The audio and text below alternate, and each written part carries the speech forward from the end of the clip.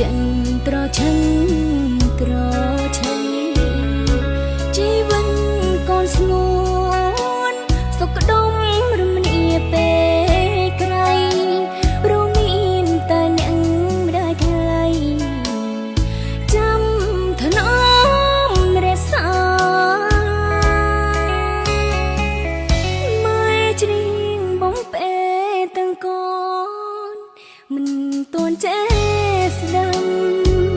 ពេលនេះไม่ប្រូតែបានគ្នាជាកាយកូនអីលើកូនស្គាល់ជីវិត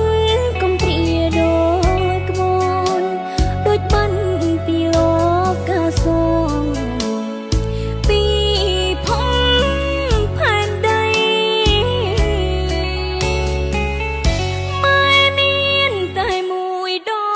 ចាន់បរមីម៉ែថៃកូនថ្លៃប្រពៃដំបងតបិនម៉ែលំបាលោកមិនខ្ចីតូនរដាបីកូនលូដងហើមចុងក្រោ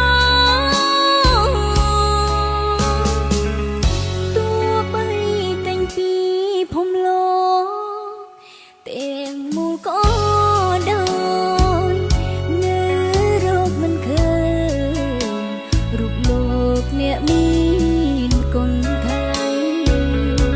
ចង់សងកូនម៉ែបានត្រឹមតែយំស្ដាយក្រោយ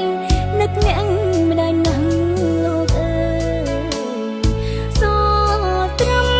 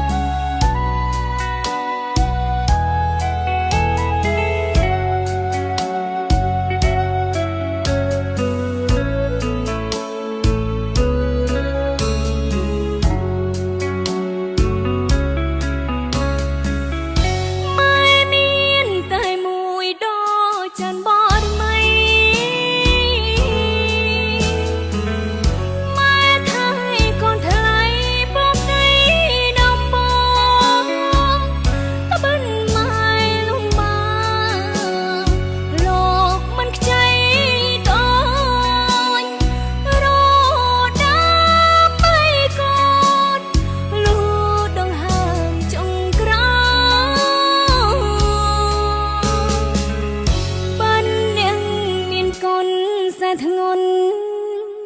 ស្រពន់បែ